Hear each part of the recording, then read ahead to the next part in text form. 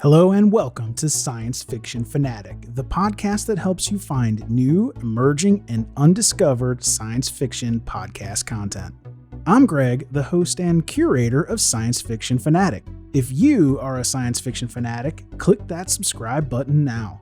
This is a podcast feature episode. If you like the creator, check out the episode notes for links to subscribe. Today's episode is from Next Door Villain. Next Door Villain relates and empathizes with fictional villains in pop culture like Harley Quinn, Hades, Ghostface, The Phantom of the Opera, and way more with a bit of humor, literary art, and discussion. All right, let's get this show started. Begin. You're going out there to destroy them, right? Not to study, not to bring back, but to wipe them out. That's the plan. You have my word on it. All right, I'm in.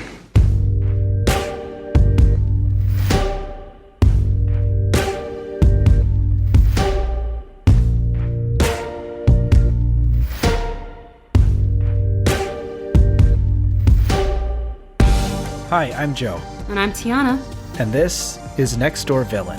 a podcast where we uncover the villains to discover their humanity.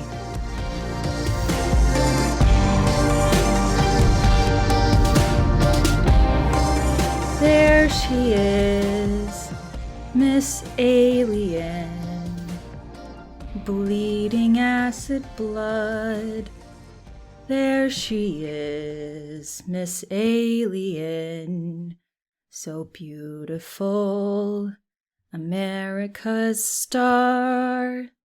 There she is, Miss Alien. Wow, that was really beautiful. Did Thank you write you. that? No, it's a spin-off of the Miss America song. That you wrote. Well, I put some new words in it. I replaced the original words with words about Miss Alien, but it's And really Miss- supposed to be like Miss America. Hmm. I think the tune might be off, but I don't. Now, is Miss Alien, is that Sigourney Weaver or is that the alien? That's the alien. Ah, okay. Yeah, because she's so beautiful and magical, and yeah, she wins the contest.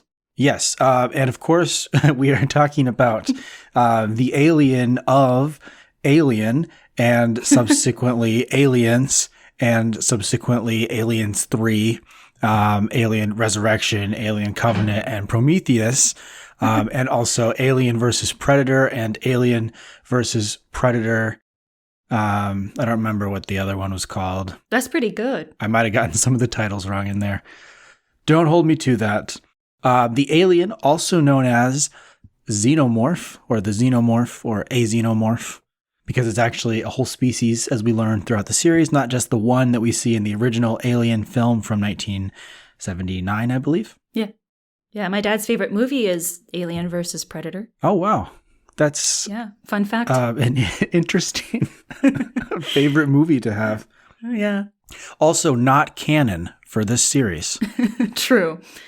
According to the director, Ridley Scott, of the original Alien film. The Alien vs. Predator movies are not technically canon in this story. They're just a fun romp, adventure romp on the side of the actual storyline. A romp. Yeah. That's the word of the day, romp.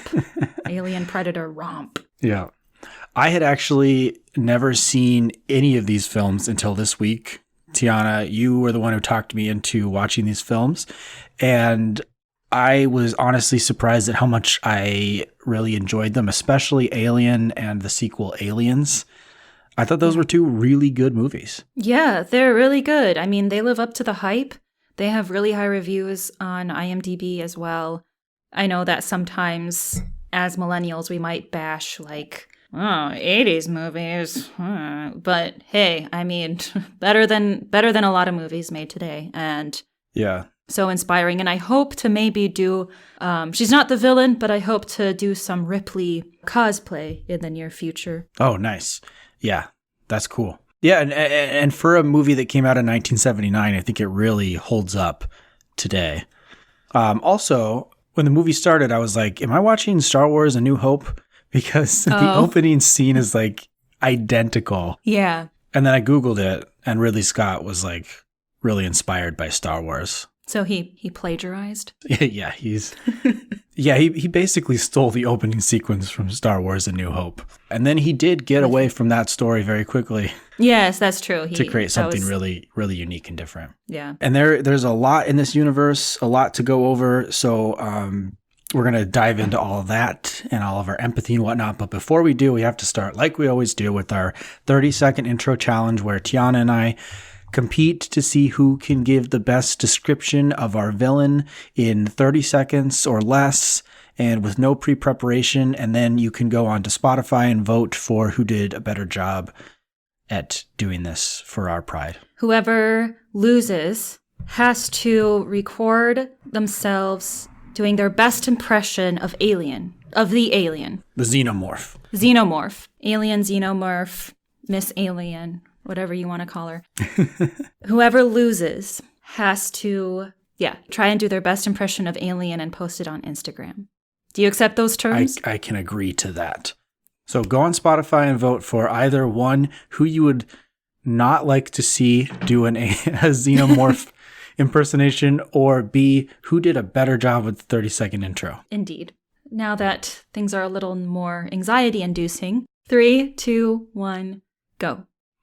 The Xenomorphs are an alien species that are discovered by a small troop of human beings who stumble upon them one day and find one of their eggs. And then something from the egg jumps onto a human, latches on, and then lays an egg inside its body, and then grows out.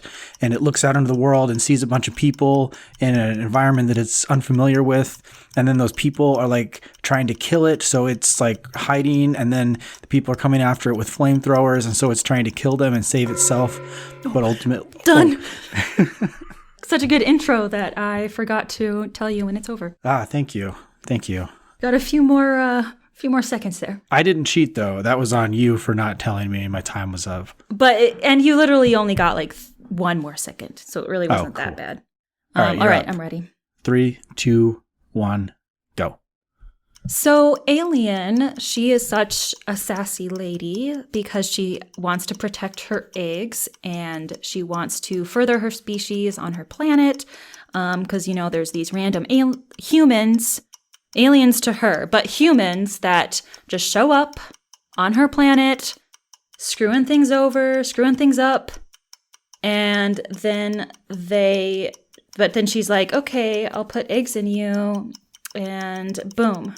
Time's up. Crap happens. Okay. All right. So I feel that those are both pretty sloppy explanations by both of us. Only to say that I think we should just briefly kind of fill out the story a little bit more.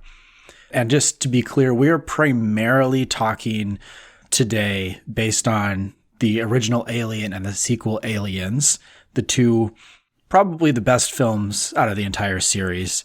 And I think most people would agree to that. I did watch Prometheus, which is one of the prequels that actually came out just like a decade ago. Did a lot of reading about the other storyline. So we will kind of mention some of that stuff briefly, but we are going to focus mostly on those two films for all you alien nerds out there. The Xenomorphs is basically a species of alien that was born from a chemical weapon that was going to be used by this pre-human species.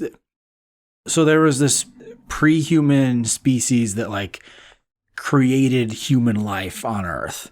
And then for some reason they decided that after whatever thousands of years, hundreds of thousands of years of human existence, that they needed to kill all the humans. So they were going back to Earth with this bioweapon, and they didn't make it. They crash landed and somehow didn't really survive. And then humans discovered them and discovered this bioweapon, and the bioweapon basically kind of ran rampant through people and sort of became, over a few iterations of evolution, the xenomorph that we eventually see in the original Alien film. Wow. So humans can get real ugly. Yes. And human ugliness, I think, is going to be one of the core components of our conversation today. The xenomorph is referred to often as a perfect being, a killing machine, nearly indestructible, terrifying. Bleeds acid blood. Acid for blood. That's the best part. Yeah, it's pretty intense. So how do you empathize with it, Tiana? With her, and you've been using her. Yeah. Oh, I think I hadn't really put any thought into the gender of the xenomorph. Maybe gender doesn't even exist in this species. Who knows? Gender may just be a human construct. But I think conceptualizing the xenomorph as a her makes a lot of sense. At least the one we know in the original Alien. I am 28 years old and I had to look up how babies are conceived. I found out. No one told you? I mean, it's been a while. Like the science, like, the egg and the embryo. So I thought of Miss Alien as always her because she seems to be the one that births the eggs and then the embryos inside the eggs. So I felt, okay, maybe physically her sex could be female. And in Aliens, we think of her as more of a mother because she's like the mother of all the aliens and she's massive and she's birthing all of these eggs that Ripley and Newt see at the end of the second Aliens movie. Also, Ripley calls her a bitch, like when she gets mad. And so I feel like Ripley also kind of thinks of the alien as female or as this. Well, there's a strong female power vibe. In these films with Ripley as the only surviving member of the first film, and then Ripley and Newt, the young girl, being the only two survivors. Well, I guess the driver of the ship survived in the second one. And there was also another dude who was passed out. Oh. But really, like, the leaders, the strong characters in these films were all women. The robotic navigation of the ship was referred to as mother. A very matriarchal power was present in these films, it seemed. Right. Throughout the whole thing, even through saying, you bitch. Like, you can tell there's like this kind of female competitive and matriarchal competitiveness to it. Yeah, but okay. So in the first movie in Alien, there's a cat throughout the whole film that survives. Jonesy. She's so cute. He's so cute, whatever. So Alien, she had ample enough time and opportunities to kill the cat throughout the ship, and Alien never harmed the cat. And I at least want to say that that's pretty cool. That's a nice part of her. Or I think, so Alien is considered merciless, but in some ways maybe Alien has some mercy where Alien knows that the human is a threat and a destroyer, but Alien is smart enough to where she knows that the cat is not a threat. She could maybe even like the cat or agree to keep the cat alive because of its beauty and perfection, because, I don't know, my love for cats is coming through. Well, the cat hasn't done anything to it. Yeah, that's true. Right? The cat never, brought a flamethrower out on her. Right. So we know that Alien doesn't just kill willy-nilly. She kills those that are a threat. It's not just, I'm going to destroy just because I'm destroying. No, Alien is smarter than that. And we know that from her saving the cat or just leaving the cat alone. Yeah, I think that's good evidence there. And it was striking to me throughout all of the films that I watched, at least. I don't know that that there were really many instances where the xenomorphs attacked humans unprovoked. Yeah. It seems like in every situation that the humans were coming in and doing aggressive, mean things or intruding on their safety somehow, and that their response was always, in a lot of ways, a self-defense mechanism. Yeah.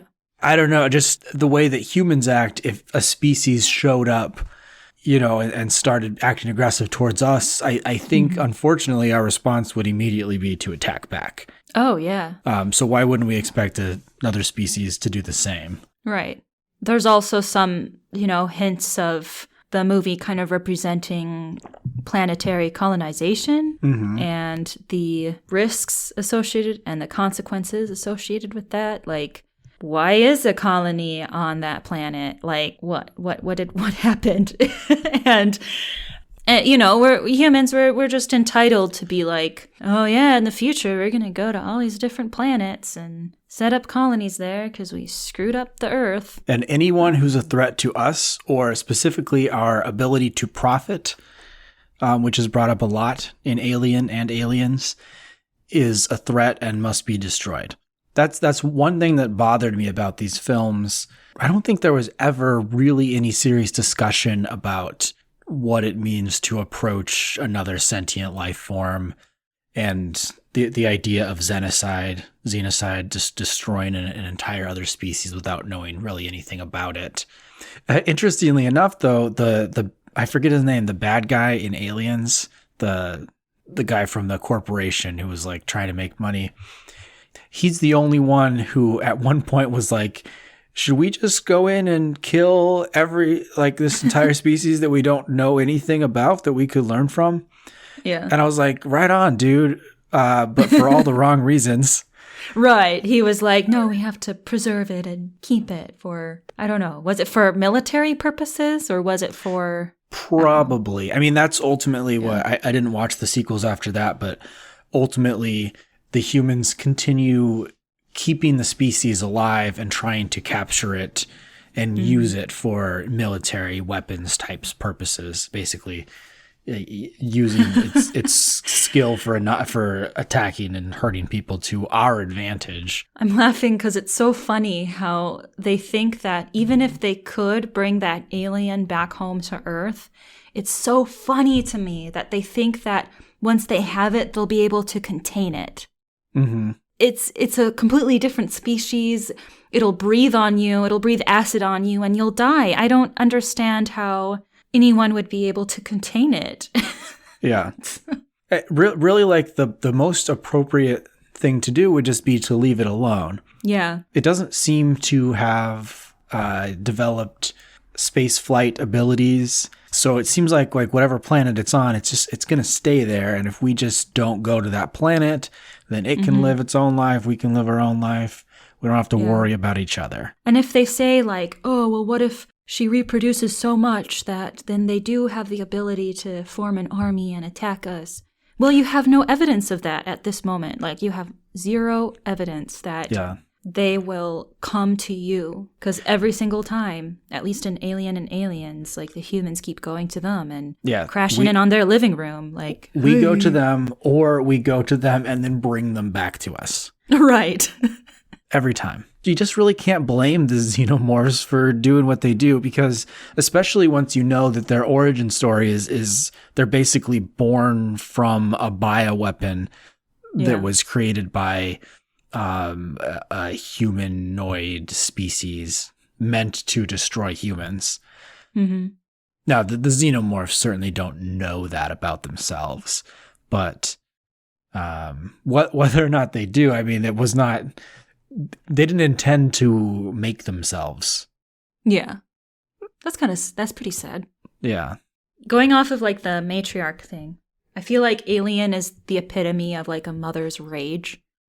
And I feel like a lot of mothers maybe could, or parents in general, could maybe like relate to Alien in that you like have this need to like protect your young and your eggs and your babies, to the point where you're willing to do anything. Like, you're willing to even be considered monstrous and ruthless and merciless in order to fight for your babies and keep them safe. And at the end of Aliens, the second movie, Ripley, she didn't have... I love Ripley, but I don't think she really had to fire flame all of her eggs. No, that seemed like a very aggressive and unnecessary move. Yeah, because she was running out of time anyway to get on the ship before things exploded. And she had a little girl in her arms that she needed to get to safety, but Ripley was like, no, I'm gonna fire this. The eggs were going to be exploded in the nuclear blast anyways. I know, right? Exactly. And I know she's pissed. A lot of people she knows died, but I don't know. It also, like, it didn't seem like the like, I guess you could say the queen xenomorph. Yeah. It looked kind of sad to me. and didn't look aggressive in that moment. Like, didn't look like she was going to attack Ripley, and then Ripley killed all of her egg children. And I thought it was also smart of Ripley at first to kind of point the flame gun at the eggs, like, hey, if you touch me, I'm gonna do this. And then that would protect her, and then she could just leave. But nope, she flamed it all. And my favorite part, one of my favorite parts of Aliens is, so Ripley and Newt, they get into the elevator, and they go up on the elevator, they go to the next floor, they get off. And then right after that, the mother alien gets on the elevator after them. So it's like the alien goes up to the elevator, enters in, pushes up, and then it's like, do, like, I'm just gonna, all right, just ride in the elevator. And then she comes like, oh, great, I'm at my floor. Rah! I just thought that was so funny to see Alien just like casually use an elevator. I don't know. It seems kind of humanizing in a way that she has also like waited for an elevator and done something really mundane. Yeah, which she could have ripped open the elevator shaft and crawled up. Right. But nope. She's like, I'm just going to do this properly. Like I'm at some hotel lobby. I got some snacks from the lobby. I need to go up to my room and wait for the elevator. Oh.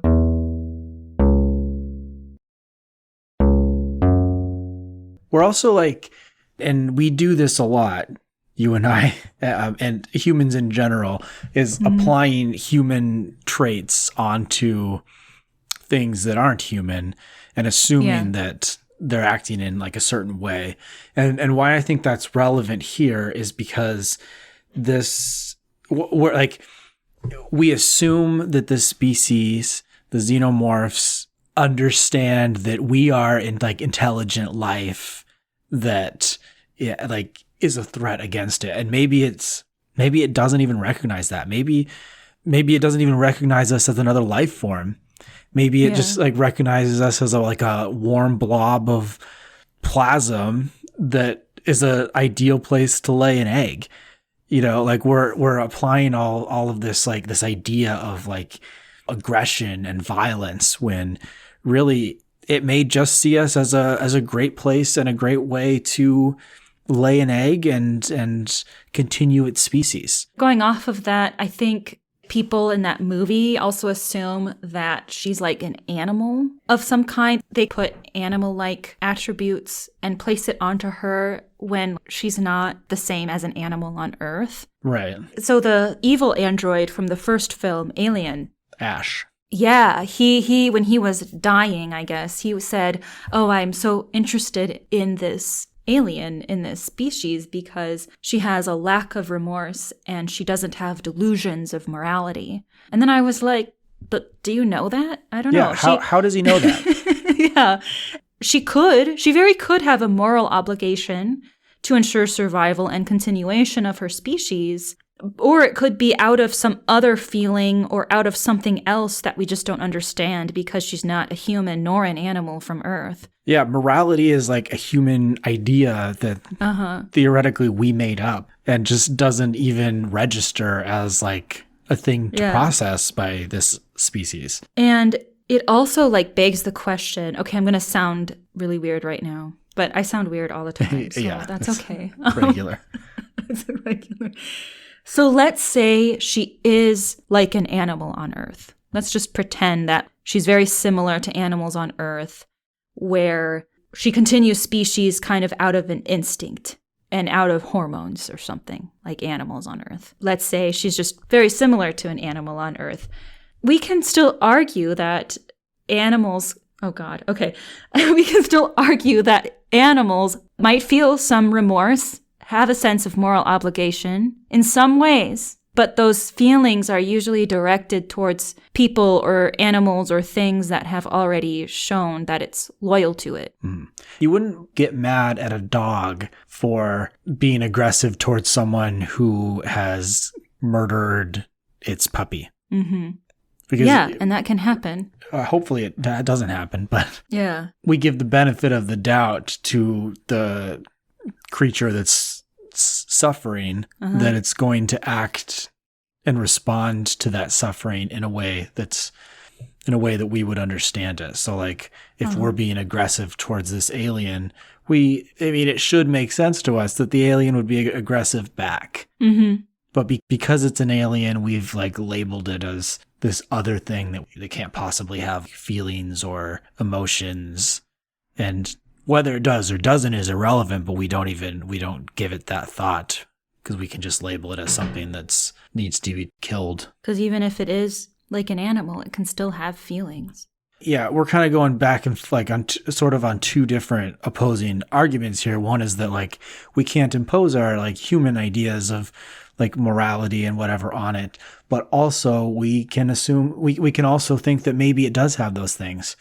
Mm-hmm. And the truth is we don't know any of that. And in this film, no one has even bothered to ask any of these questions. They simply are like, this thing is bad and we must kill it or take it and use it for our own violence. For sure. Once when I was in high school, so I used to have 2 cats and a dog, and they're all dead now. They passed away within like the past year.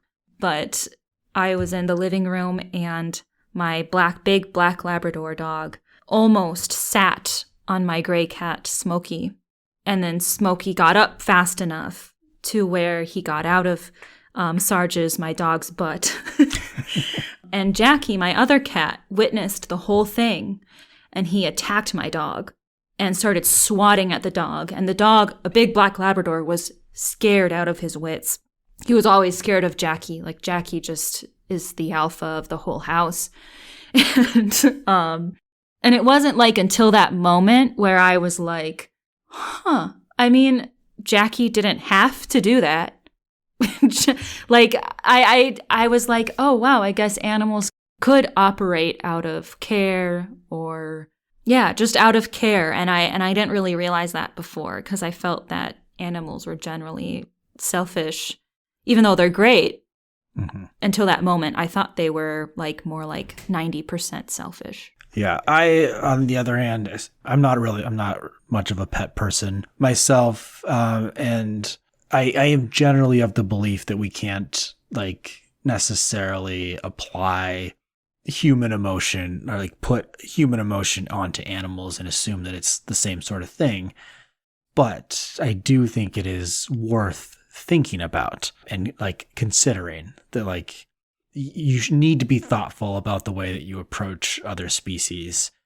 And it doesn't mean you need to know the answer, but it means you need to be asking the questions. Yeah, that's wonderfully said. Thank you. Yeah. And again, just because I think that of animals on Earth, we still also don't know if Alien is the same as an animal on Earth. Yeah. As cool as Ripley is, she never had any consideration for the alien. Right. I think she was kind of clouded because of all like the death and grief and trauma that she dealt with too. Like, I don't know if she really had the capacity to even care about it because I think she was just mostly angry and just wanted to obliterate them. Yeah. I guess like, yeah, her feelings are definitely valid and fair given what she went through. So someone else should have stepped up. Right. But hey, she's a badass and she's pretty cool. I just can't wait to do her cosplay. Although my hair is not as short as her, but I'm going to do my best to curl it. Another point kind of to lend some evidence of some kind of emotion within the Xenomorph. The end of Alien, when Ripley is in the like escape pod and she's putting the cat into the chamber. I forget what they call those. Bed thingy. She's putting the cat into the bed chamber thingy. And then notices the Xenomorph like curled up, hiding in like a little side corner. And in that moment, she looks so vulnerable and scared. The alien or Ripley? Oh, the alien. And Ripley. They both looked really vulnerable and alone at that moment. And I think it's important to note that the alien didn't like come out and like jump on Ripley and like try to attack her. It was almost like it was like defeated like emotionally, which I mean, I know I just went on a whole rant about not applying human emotions onto other creatures, but that's the feeling I got in that moment. And then Ripley just like immediately started attacking it. Yeah. And let me get this straight. You said that the Xenomorph was once a human, right? Like through evolution. No. So there was this species that created humans, and they looked like humans, and they created this biological weapon, which is like this black ink or whatever. And so this ink like infected a person, and that person impregnated another person while infected with that black ink. And then a baby creature developed inside of the woman that they ripped out through a cesarean section operation. Mm-hmm. And then that creature latched onto a human, planted an egg inside of it, and then was born out a creature that looked similar to the xenomorphs as we saw them in Alien. Yeah, so I feel like maybe it's not entirely bad of us to apply human emotion to Alien, because there are aspects of the human that could be inside of an alien, because they keep getting birthed from humans. Yeah. As well. So that is true. I didn't think of that. I think it is totally okay for us to say Alien was scared. Period. All right. Alien was scared. Alien was cold. She looks cold to me. Like she needs a jacket. And probably scared the whole movie, like running around, hiding. Oh, yeah. She never like came out and like right, she never like came and like found people. She always killed people who were out searching with torches. Right. Yeah, she was on defense. She was on defense mode the whole time, it seems. Except she did climb into some spaceships in Alien and Aliens. Well, yeah, but that was when like a whole like military team came in after her home planet had been, taken over by colonizers trying to terraform it in order to make it livable for the humans. I learned something from this movie. It's that if someone starts entering a spaceship that you're on and they start saying something like, I just touched something that feels like semen and it was on the wall. Don't ignore them. You remember that? One of the crew members in Alien, he touched some alien blobby stuff. And he started saying something like, oh, I just touched this thing. And the lady inside the spaceship was like, just hurry up, come on. And she ignored him and didn't listen to him. And boom, they were both eaten or killed or impregnated. Combination of all of the above. Yeah. I'm surprised that you had to learn that wasn't maybe kind of intuitive knowledge. Yeah. No comment. You got anything else? No, I mean, that pretty much covers everything I wanted to say. I mean, I think what it really comes down to is when you're approaching a life form or a species that you know nothing about, that you shouldn't immediately assume that it's something that you should just immediately try to kill or immediately try to take over and use for your own advantage or, colonize, basically. Approach with care and caution. And if things look dangerous, just like back away for a little bit. Don't come in with guns. Yeah. And love cats. Sure. The end. Be like a cat and mind your own business. Yeah. All right, great. Well, I have a special treat for us today. We have a poem. Yeah, yummy. We have a poem that's written by Levi Stallings. And Levi Stallings is a writer, journalist, and documentary filmmaker based in northern Arizona. Whew, I bet you are a lot warmer than I am right now. Kind of jealous. And he wrote a poem that's actually from the perspective of a monster from Greek mythology named Echidna. I don't know a whole lot about Echidna, but there's definitely a great parallel between this monster in Greek mythology, Echidna, and Alien as the mother of aliens on the planet, as featured in Alien and Aliens. So when I read this, I thought, wow, and Levi also thought this as well, that it would work well in an Alien episode because there's just such an intense parallel between these two characters. And without further ado, here I go. They kill my children and call me the monster. Me, mother of monsters. And to think we were here eons before they came with their roads and carriages and rules and legends. It's the legends that'll kill ya every time. But never mind. I was beautiful once, and ate the raw flesh of all those who dared oppose me. I had everything I could ever want, until I fell in love with 100-headed giant. They'll tell you anything, out of 100 mouths at once. And so I raised dragons from babies that sucked blood from my breasts. I put them through school in Hades, and maybe I made some mistakes, but I never raised my voice. Hercules' own mother abandoned him, and he never learned to read or write, completing his labors, pretty much the same way you'd ask a neighbor to help move a sofa. Slaying lions and hydras resting peacefully in their caves, they call that heroism. They never attended the funerals, and every night I grieved a song that shattered constellations into comets and reformed them different, so everybody could see the real story of a 3-headed dog, the Sphinx and Medusa and all my other lost children. I had so many children. How many mothers know what it's like to have 12 children murdered by what they call heroes, and they still call you a monster? I live in my own cave these days, waiting for a hero to come and slay me too, on the faded ink of a broken clay pot that will never be in a museum.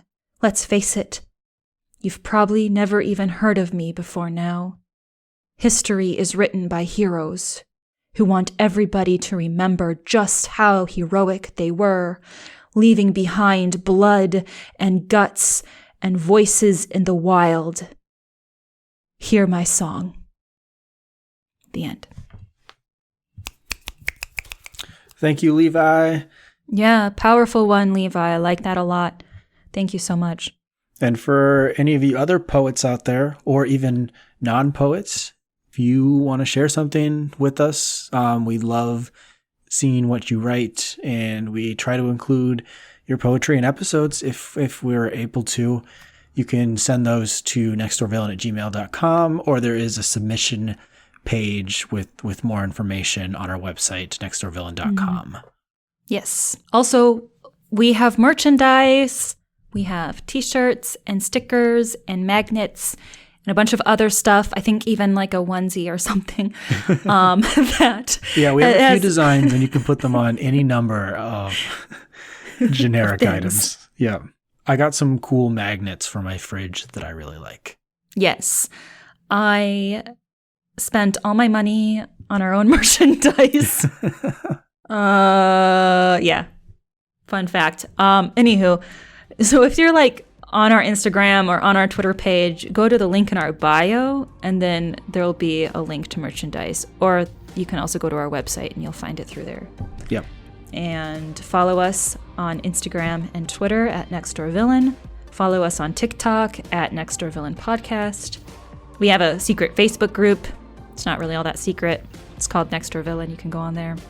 Is that all? Yeah, I think so. That's enough.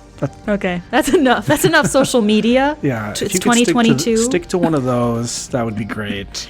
Yeah, it's 2022. Hashtag less social media. Hashtag mindfulness. Hashtag villainy. Hashtag yay. All right. Joe's staring at me to get done. All right. Have a good 2022. Happy New Year. Bye.